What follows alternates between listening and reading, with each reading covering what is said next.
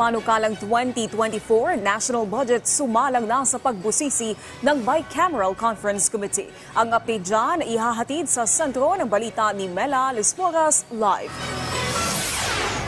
Naomi, kapwa tiniyak ng Kamara at Senado na tutugon sa mga pangangailangan ng mga Pilipino. Ito ngang isa sa pinal nilang bersyon ng proposed 2024 national budget. Ngayong araw, umarangkada na nga ang Bicameral Conference Committee meeting ukol dito.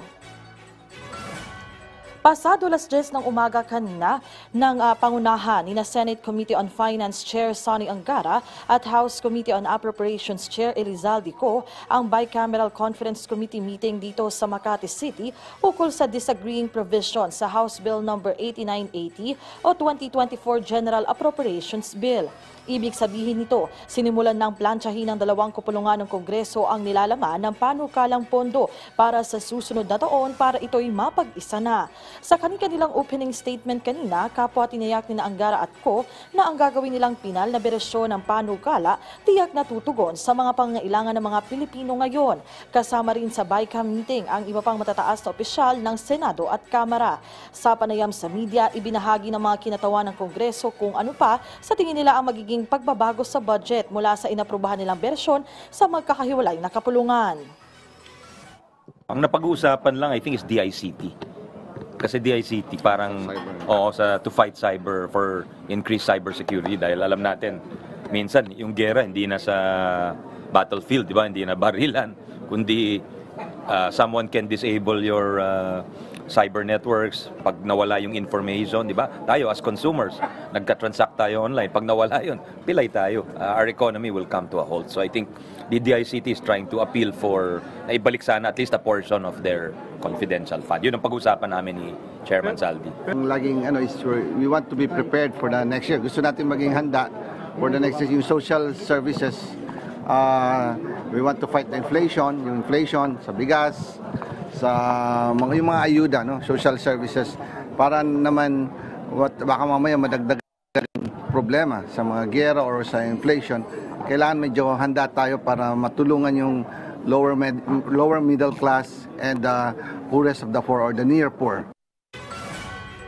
Naomi, pagdating naman sa timeline para nga sa panukalang 2024 national budget, ang mangyayari kapag pasado na sa Bicam itong nga panukalang pondo, yan naman ay iraratipikahan din ng Kamara at Senado bago nga tuluyang maipadala sa Malacanang. Ang target ng Kongreso nga ay bago magtapos yung Disyembre, mapirmahan na yan at tuluyang maisabatas para rin tuloy-tuloy ang mga programa ng pamahalaan. Naomi? Mela, dahil magkakasama mga senador at congressman, naungkatin ba dyan yung issue sa ICC investigation?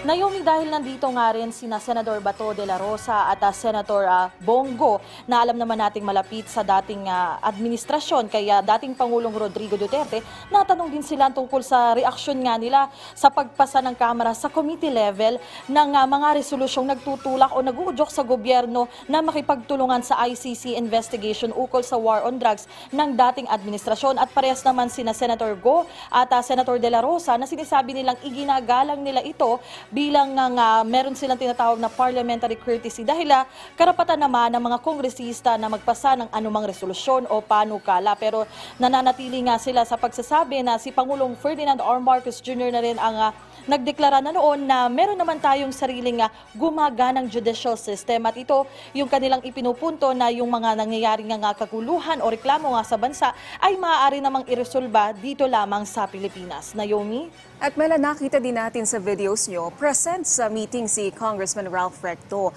May pahayag din ba siya ukol sa usap-usapang siya na yung susunod na magiging kalihim ng Department of Finance?